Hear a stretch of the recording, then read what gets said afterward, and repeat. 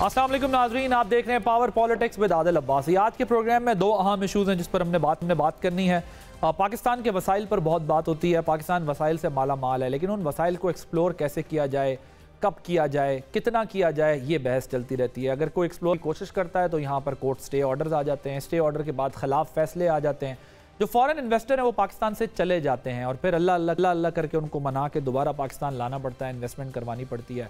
फिर कुछ क्रिटिसिज्म की नज़र हो जाते हैं, अंडरस्टैंडिंग सब्जेक्ट की नहीं होती, लेकिन एक ज़ाहिर पॉपुलर नैरेटिव और पॉलिटिकल नैरेटिव गेन करने के लिए सियासी जमातें भी एक दूसरे को नीचा दिखाने के लिए पाकिस्तान के इंटरेस्ट को एक तरफ करके पॉलिटिकल इंटरेस्ट को गेन करने की कोशिश करती हैं, और ये हम पाकिस्तान की सियासी तारीख में देखते रहे हैं। लेकिन एक अच्छी डेवलपमेंट ये हुई है कि जो हम देख रहे हैं इस वक्त, रेकोडेक पाकिस्तान वापस आ गया है, और रेकोडेक के वापस आने से बलूचिस्तान में, पाकिस्तान के और दीगर हिस्सों में, KPK में बड़े बड़े प्रोजेक्ट्स जो है वो हो रहे हैं। उन प्रोजेक्ट्स का नतीजा क्या निकलना है, वो कितनी इन्वेस्टमेंट है, वो कैसे एग्जीक्यूट होंगे, कितने अरसे में एग्जीक्यूट होंगे, उसका बलूचिस्तान के अवाम को, पाकिस्तान के अवाम को क्या फ़ायदा होगा, इस सिलसिले में हमने बात की है CEO बैरिक गोल्ड के मार्क ब्रिस्टो, जिनसे हम इस मौजू पर बात करेंगे, जो यहाँ पर इस वक्त इन्वेस्टमेंट्स कर रहे हैं और पाकिस्तान में इस इन्वेस्टमेंट का फ्यूचर क्या है। मैं बहुत शुक्रगुजार हूँ। CEO Barrick Gold company Mark Bristow मेरे साथ हैं। So we are going to ask few questions regarding Reko Diq and his investments in Pakistan. Mark, thank you so much for joining us. It's an absolute pleasure. Mark, what is the current status of Barrick Gold operations in Pakistan? So, as you know, we had a checkered history, and back in 2019 we started to work together with the Pakistan government to find a solution where everyone will win if we were to develop Reko Diq. And we set out on this long voyage to develop one of the world's largest undeveloped gold and copper deposits, and also open up a new frontier for mining in the world. Just like back 100 years ago when they opened up copper mining in Chile, this is that sort of event, opening up something that, an area that, as you know, has always been plagued by poverty. And I've spent my whole career building mines so that the host countries and the communities around the mines can benefit from that development. Last time I saw you in SIFC, if you remember. Yes. You've been praising Pakistan for a lot of reasons. So how many jobs your Rekodek company has created in Pakistan, particularly in Balochistan? So today we have employed 200 people, of which 80 are Baluch. But I think there's more to that. So, and just by the end of this year, we'll have employed 1,000. By 2026, we'll employ 6,000 people. And when we're in the peak of construction, 10,000 people. And in the long term, when the mine is operating in a steady way, we'll have about 5,500 people working for the mine. Till, like how long it's going to take to hire 5,000 people? So we're going to have to employ 6,000 people by 2026. So 80% is from like... We will grow that Balochistan. So let me explain. So when you build a big mine like this, and I've done it many times in Africa, is you have to invest in the people first. That's your most important asset. And that's what we've done. We've started already, and we start in 3 levels. First of all, we as Barrick believe there are 3 primary non-negotiable commitments that we make to our host countries. First of all, potable water for everyone in the region. We have 2 more water plants to introduce, and then all the villages around Reko Diq will have potable water. And then we'll move to Nokundi and work with the authorities to develop that water system. We also have started primary school, and we have now 3 schools commissioned. We'll have another 2 this year. That is primary education. So this is the future of that region. And it's interesting that we've got 50-50 boys and girls in those 3 schools today. And we'll have another 2 complete this year. We also have working on starting up a high school in Nakundi and then a senior school so that we do the whole spectrum. And then we've gone to the universities across Pakistan and we've interviewed many hundred students and we've selected 9 of the best. And we've sent them to Argentina, to our mine in Argentina, to start learning about world-class mining. And we will do another 2 more. So we expect to build 30 or 40 of the smartest young people with graduate degrees so that they will be the future leaders of this, of Barrick's business in this region. And so that's how we manage the people. We are working with the Hunur NGO to build up skills, develop vocational skills, so that as we start employing these 1,000 people this year, we don't only employ them, we give them the skills to join the mine to do the work. So how would you make sure sustainability of these projects and benefits for the locals?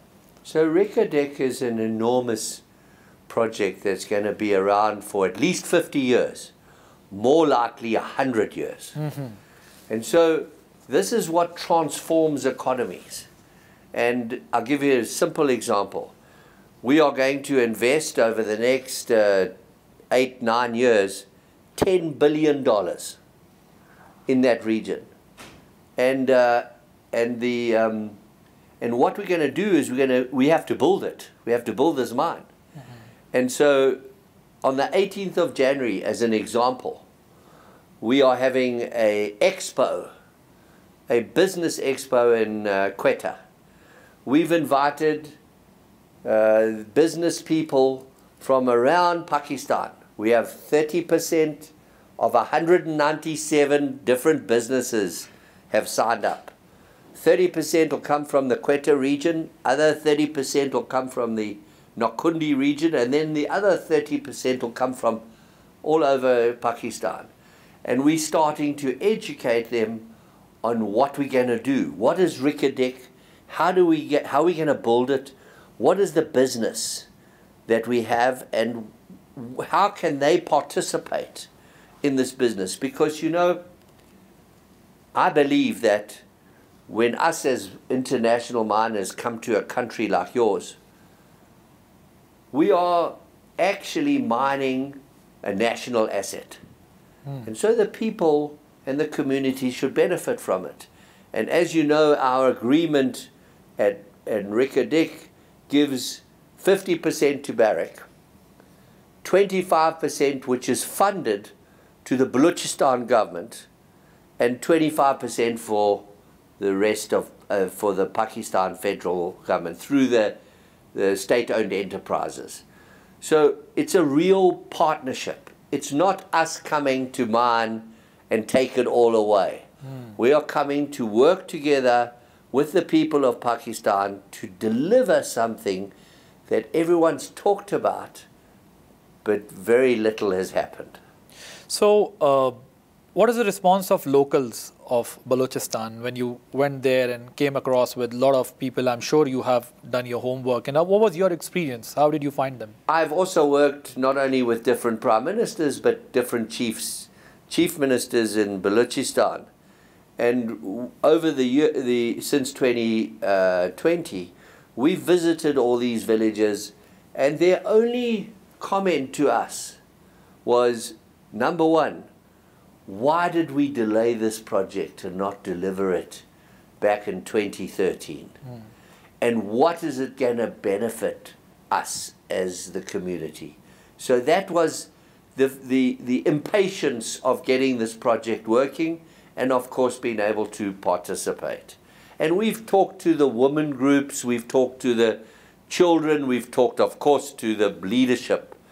And the way we run our interaction with the community is we have community development committees. And for instance, the Nakundi Community Development Committee is a big committee and it represents the entire spectrum of politics. And so because we don't prescribe how we invest in the communities, we partner with the community so they can guide the investment because they know better than us. And also, we have committed, while we build the mine, that we have already, as I've just told you, we are committed to continuing to invest in the community and the preparation of the community to be able to participate and benefit directly from it. And you don't call it a CSR, you call it an investment on local community.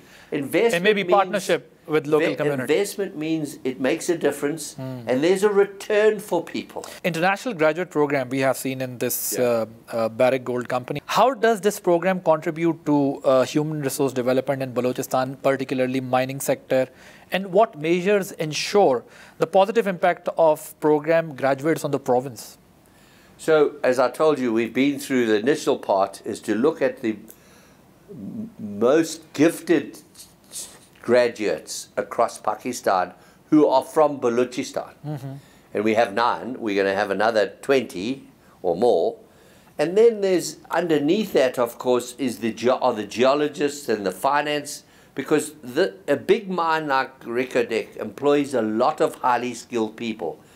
It also pays above the wage level because we have a profile that is particularly demanding on skills.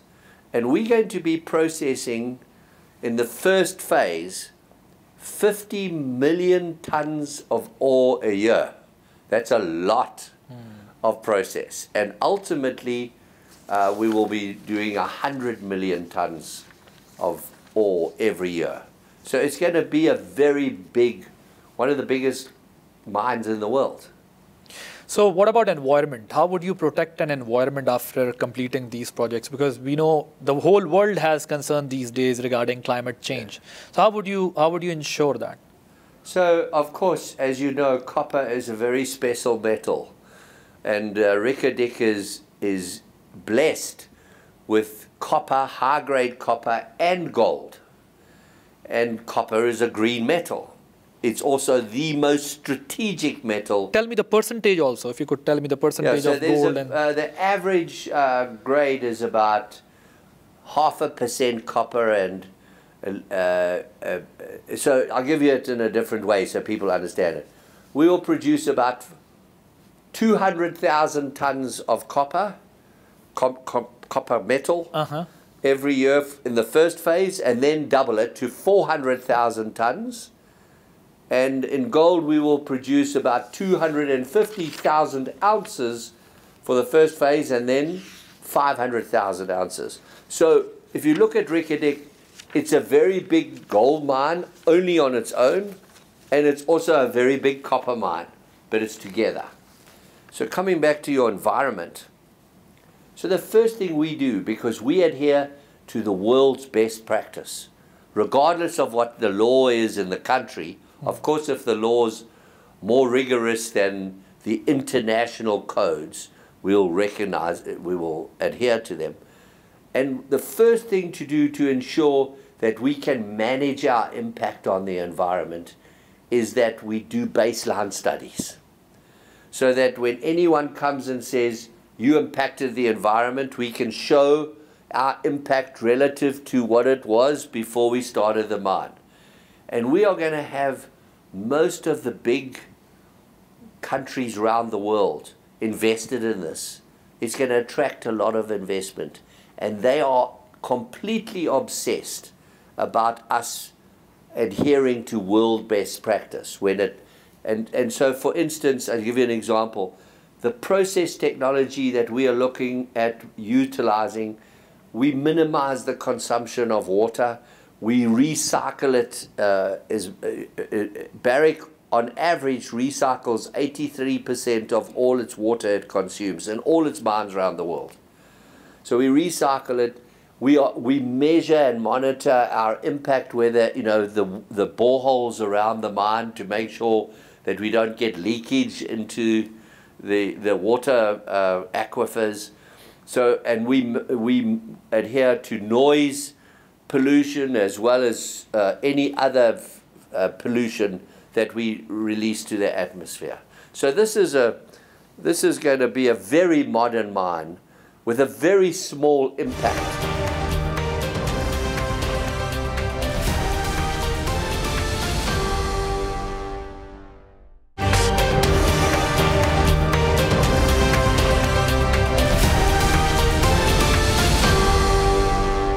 Welcome back, Mark. I met you last year in Mineral Summit. It was under umbrella of SIFC. Yeah. So what progress it has made yet? Well, we are planning to start ordering the big equipment towards the end of this year, because the first thing you got to do is get a feasibility study done. Of course, we are financing, so is the other shareholders, and then it's important to access the loans, the funding of the project finance. And to do that, we have to have a bankable feasibility study. And to your point, to be able to, the biggest single risk in a mining enterprise is if you don't get it right. So right now we have a feasibilities team that's designing every little detail of that mine so that we can engineer it, and then we can start construction. And we will start construction during next year, 2025. Our first production will be in 2028. And I need to put that in perspective.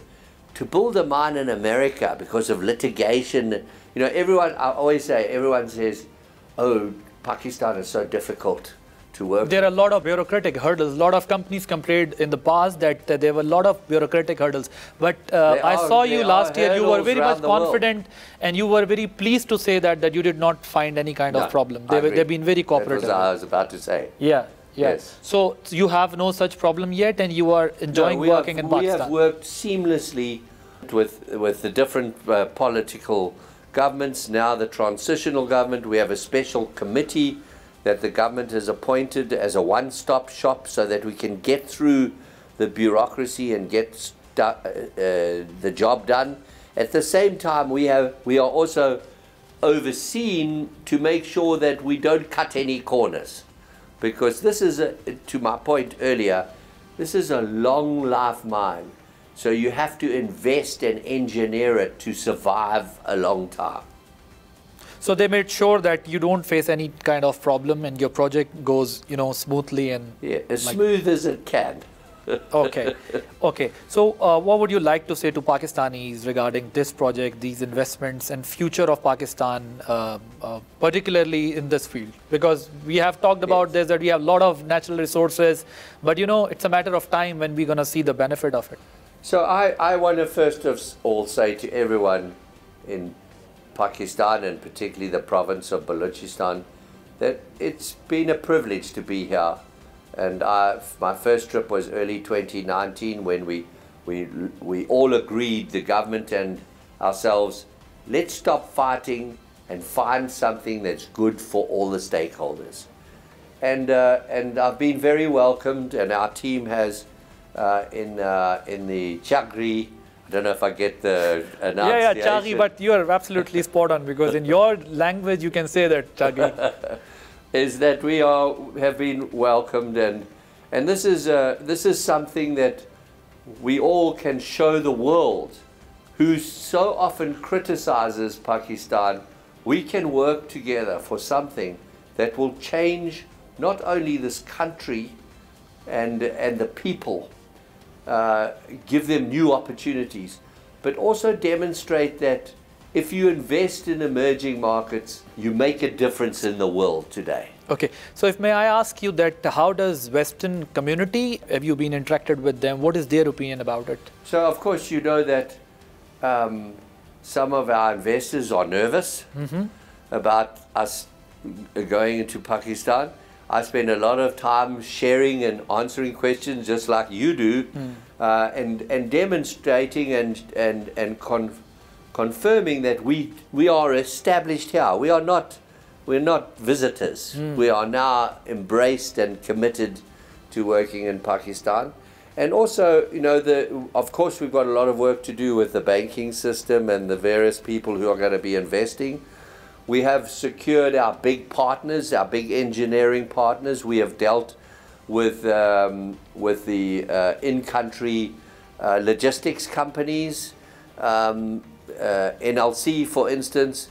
And we've worked with as many companies because our objective is to embrace as many business people in Pakistan to partner with us to make sure that we get this done, who understand the culture of doing business, etc. And so, you know, I think, look, when I first went into the Democratic Republic of Congo, which is just after the long civil war, you know, people were nervous then, but we made a big difference to that country. So I have absolute confidence that we will continue to build out this project. As I said, it's a voyage, it's a long voyage, but what we have is a very clear destination. And if you know where you're going, my experience is you usually get there. Last but not least, which part of Pakistan you like most? Which city you like most? You've been traveling all across Pakistan. You know, there are parts that I've read about. I drove a motorbike with my children, my two boys, right around Africa, and I experienced Africa and showed them what an African should know. And I have this dream to be able to drive a motorbike from Quetta to the Chinese border, up through the mountains. It's a long journey, by the way. Yes, it is. The fact that you are blessed with not only mineral endowment, but natural endowment, and the mountains up in the north are very special for me. I've been to Quetta and to all the big cities or towns in that region. Karachi is where we have our operating office. I've spent a lot of time in Islamabad, but we have an office in Quetta, and we make a habit of going there because that's our region and that's where we operate the mine from. And you know, when you fly into Quetta, that stark desert, it's a very special place. It's got lots of soul, and I think if I were to choose right now, but I haven't seen the rest of your great country, but for me, it's got. And you know what? If we can unlock that soul and make a difference for the people there, it would be a dream come true for me. So apparently it seems like that you want to travel across Pakistan on motorbike. Yeah, I'd love to from Karachi to Quetta and Quetta to Northern area. Mr. Margueristo, thank you so much for giving your precious time. It's a pleasure. Thank you very much for having me. तो नाज़रीन, बलूचिस्तान पाकिस्तान का future baric gold से मुताल्लिक हमने आपको बताया कि किस तरह से ये प्रोजेक्ट आएगा और किस तरह पाकिस्तान को और बलूचिस्तान को बेनिफिट करेगा।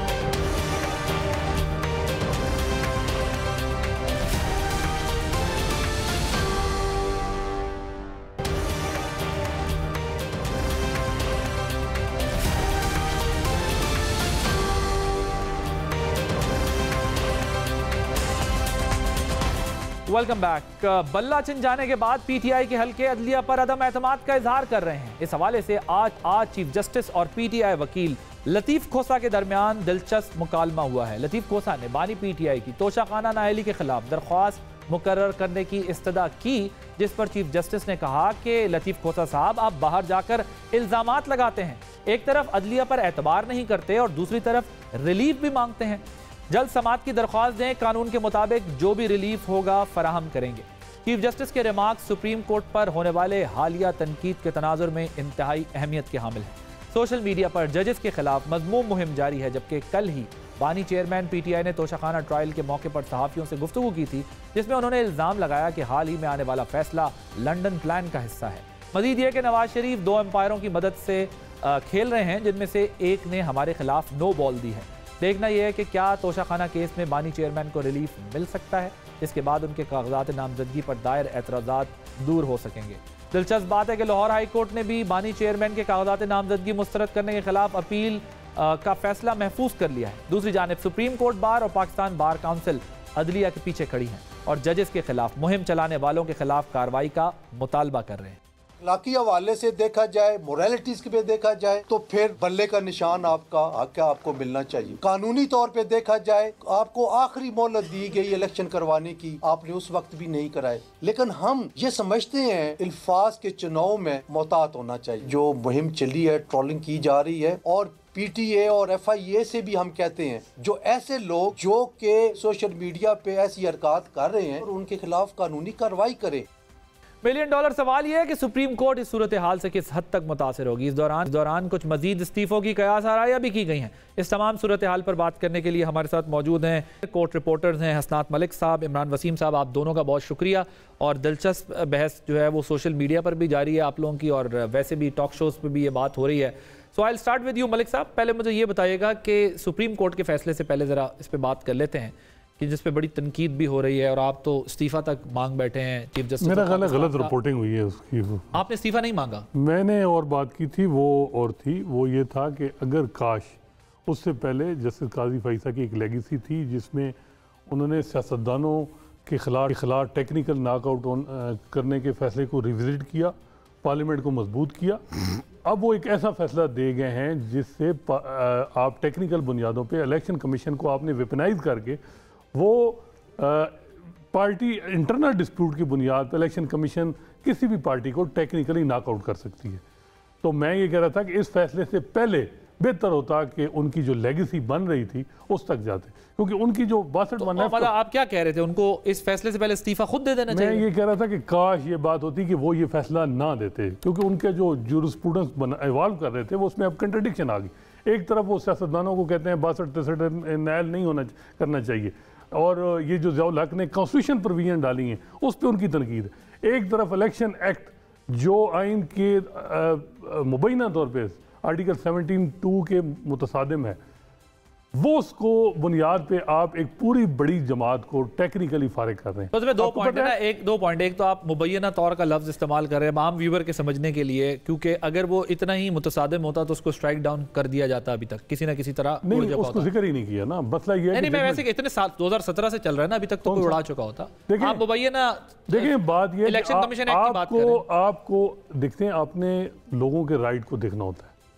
लोगों के राइट ये हैं कि जो आम आदमी है जो अपनी चॉइस का वोट जिसको देना चाहे वो उसको दे सके। आपने अब जूरिस्प्रूडेंस के हवाले आपने इलेक्शन कमीशन को इतना एम्पावर कर दिया है कि वो डिस्प्यूट अभी इस तरफ आते हैं ना। दो चीजें, एक तो आप कह रहे हैं हमने इस्तीफा नहीं मांगा, आपने अपनी ख्वाहिश का इज़हार किया कि आई विश कि वो पहले रिजाइन कर देते, ये दिन ना देखना पड़ता। बिल्कुल, क्योंकि अब इसके बाद ये इलेक्शन मुझे बताएं। लेकिन आप बतौर जर्नलिस्ट इस तरह के देखिए, हमारा क्या काम है कि इलेक्शन इस्तीफे मांगे और इदारों के सरबराहान से इस्तीफे वो मिसकोट किया आपको मीडिया ने, वो ये बात कि जी मैंने ये मुतालबा किया, ये बात गलत है। Okay, fair enough. तो ये ओवर प्ले कर दिया जाता है ना सोशल मीडिया पे आते ही, फिर उसके बाद डिमांड चेंज हो जाती है। फैसले के मेरिट्स पे आप ये कह रहे हैं कि उनको इलेक्शन एक्ट को तरजीह नहीं देनी चाहिए थी, जो बुनियादी हुकूक थे पाकिस्तान के अवाम के, उसको मुतासिर नहीं करना चाहिए था। Is that what बिल्कुल। you're saying? So, लेकिन 4 साल सुप्रीम देन इलेक्शन एक्ट।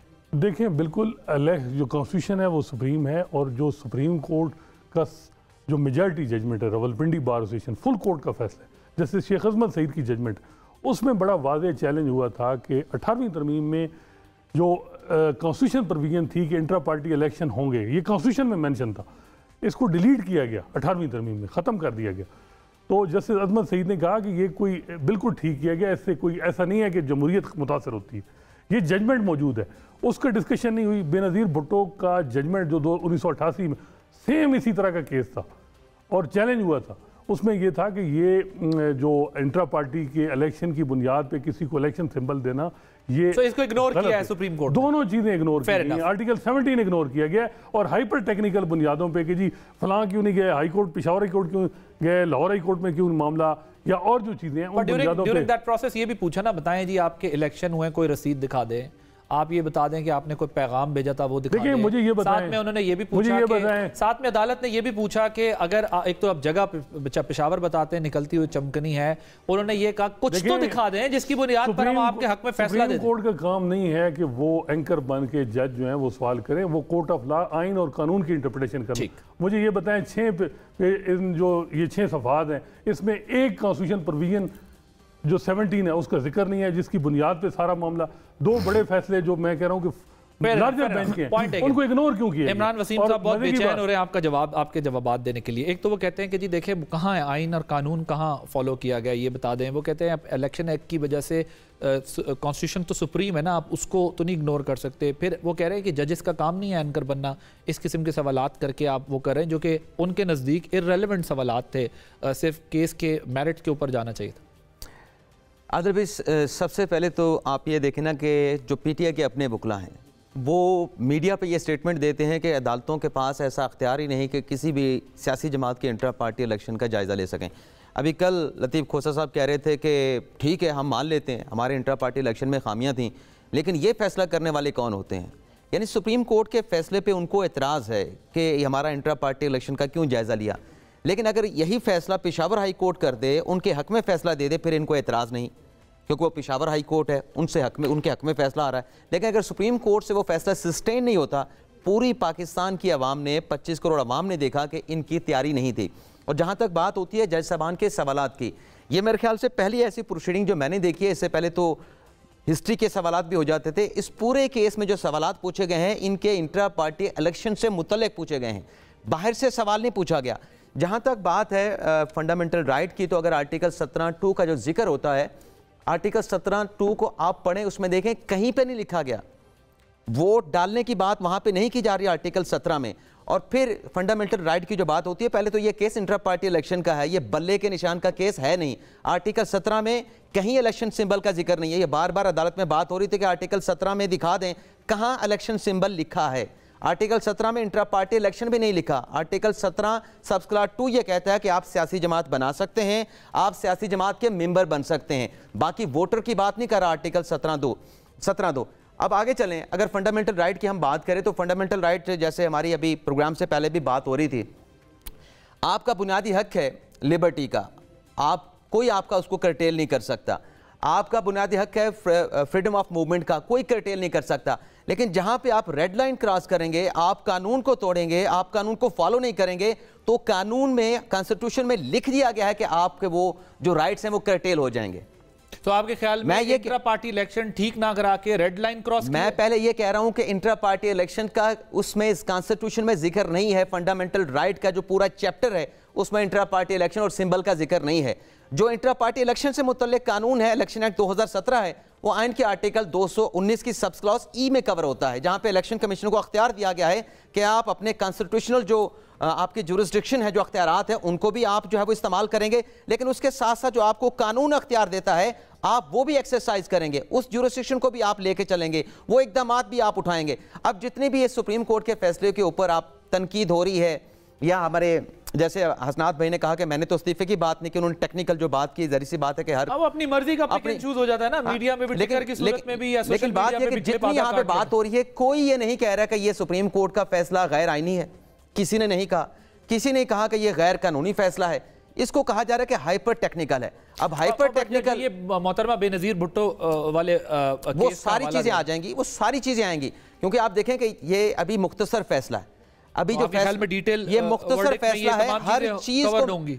जाहिर सी बात है जो सवालात उठ रहे हैं ये अदालत में भी उठे हैं। आर्टिकल 17 का जिक्र अदालत में भी हुआ है, इसका अदालत ने सवाल भी पूछे हैं, उस पर जवाब भी आया है। तो इस पर क्यों अदालत की सेटिस्फेक्शन नहीं हुई, ये आपको डिटेल जजमेंट में इन तमाम चीज़ों के आंसर मिलेंगे। देखिए, मेरा ख्याल है कि अगर पीटीआई जो है वो इस वक्त जो 9 मई के बाद जो हालात बने हैं, बड़ा वाज़ेह था, सबको पता था कि बल्ला नहीं मिलना। सुप्रीम कोर्ट के पास दो ऑप्शन थे, या वो इलेक्शन कराती या बल्ला देती, और उन्होंने इलेक्शन कराया। नहीं, सुप्रीम कोर्ट के पास दो ऑप्शन थे, या इंट्रा पार्टी इलेक्शन को मान लेते या इंट्रा पार्टी इलेक्शन को ना मानते। बल्ला उसमें है ही नहीं, बल्ला आपको इंट्रा पार्टी इलेक्शन को वैलिड करार देने पे मिलना है। आईनी रिक्वायरमेंट नहीं है, आईनी रिक्वायरमेंट खत्म हो गई 18वीं तरमीम में। मैं यही बात कर रहा हूँ, 18वीं तरमीम में इसको डिलीट कर दिया गया कि इंट्रा पार्टी इलेक्शन जो कॉन्स्टिट्यूशन ऑब्लिगेशन थी वो खत्म कर दी गई। अच्छा, ये इसका जवाब दूसरी बात ये है कि वकला की, हसनात साहब मुझे बताएं, आप जब ये कहते हैं, when you say this के we knew it, they are not going to get this bad symbol from Supreme Court of Pakistan, आप यही बात कर रहे हैं। मैं ये कह रहा था, आप इलेक्शन कमीशन कह लें।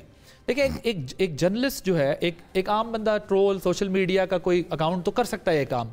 आप ये कह सकते हैं कि मुझे तज्जियाती तौर पे लगता है कि ये मिलना है या नहीं मिलना, लेकिन ये कहना कि सबको पता था। बात ये कि ये बात बिल्कुल, कब से ये मामला शुरू हुआ है, सारी चीज़ें शुरू हुई हैं। देखें, सियासी जमातें जिस तरीके से चल रही हैं, सबको पता है कि जो PTI की जो सियासत में फ्लाज हैं उनकी वजह से वो खमियाजा भुगत रहे हैं। और जो भी इस वक्त 9 मई पे उनका स्टांस है कि लंदन प्लान है और इदारों का एक प्लान है, आपका ख्याल है कि क्या वो ये कह रहे हैं कि खुद करवाया है इस्टेब्लिशमेंट और सुप्रीम कोर्ट को वो भी कह रहे हैं कि लंदन प्लान, इसमें वो सियासत किस तरह, मैं वही कह रहा हूँ, इस तरह आप किस तरह कर सकते हैं? बात और यही चीज अगर इसी बात को जो अभी हमारे हसनात भाई कर रहे हैं कि 9 मई के वाकयात की वजह से उनके लिए जमीन तंग हो गई है, उनके लिए जमीन गर्म कर दी गई है, और गलती उनकी अपनी है, ये जो गलती बेशक उनकी है, बात ये इसको इसी बात को अगर आप लेके चलें, जब आपको नजर आ रहा है और यहाँ पे कुछ लोगों के बयानात का हवाला दिया जाता है कि फैसल वाडा ने कह दिया था, राजा रियाज ने कह दिया था कि इनसे इलेक्शन सिंबल ले लिया जाएगा, दिन में बैलेट पेपर पर नहीं होगा, अगर वो बात ठीक हो जाएगी इसका मतलब थोड़ी है कि उसने मैं कहता हूं ये बात मान लें, मैं कहता हूं अपना आदिल भाई ये बात आप मान लें, उसके बावजूद भी जब आपने अपने चीजों को लेके चलना है, पार्टी की चीजों को लेके चलना है, आपने इंट्रा पार्टी इलेक्शन कराना है, क्या इदारों ने आके आपकी चीजों को बिल्कुल स्ट्रीमलाइन करना है? आप अपना इलेक्शन कमीशन बनाए पार्टी का इलेक्शन कराने के लिए, अपने कॉन्स्टिट्यूशन में लिखे कि वो 6 मेंबर का होगा, आप एक बंदे से पूरा पाकिस्तान का इलेक्शन करा दें, पाकिस्तान तहरीक इंसाफ का, आप वो बंदा उमर अयूब जो कि मुंतखब नहीं है, आप उससे चीफ इलेक्शन कमीशन जो आपका बनता है, चीफ इलेक्शन कमीशन जो आपका बनता है, आप उस अनइलेक्टेड बंदे से आप चीफ इलेक्शन कमिश्नर की तैनाती करवा दें। आप अपना इलेक्शन दिया था, कोई जनरल सेक्रेटरी क्या करना चाहिए? मैं वही नहीं, आपको नया जनरल सेक्रेटरी का इलेक्शन करवाना था, फिर आप उसके जरिए आप चीफ इलेक्शन कमिश्नर की तैनाती कराते और फिर आप पेपर वर्क की, मैं जरूर बात करता हूं कि बेशक आपके लिए हालात तंग हैं, आपके लिए जमीन तंग कर दी गई है, आपके लिए जमीन गर्म कर दी गई है, लेकिन आप अपना पेपर वर्क पूरा करें। जज साहबान पूछते हैं कि आपके ये जो 91 लोग बिला मुकाबला मुंतखब हुए हैं, आपने किसी एक से पैसे लिए? क्योंकि इन्होंने फीस रखी हुई है कि जो भी इलेक्शन पार्टी का लड़ेगा वो 50,000 रुपए फीस जमा कराएगा, वो भी नहीं है कहीं, तो वो भी डॉक्यूमेंट्स के ऊपर किसी जगह पे नहीं है।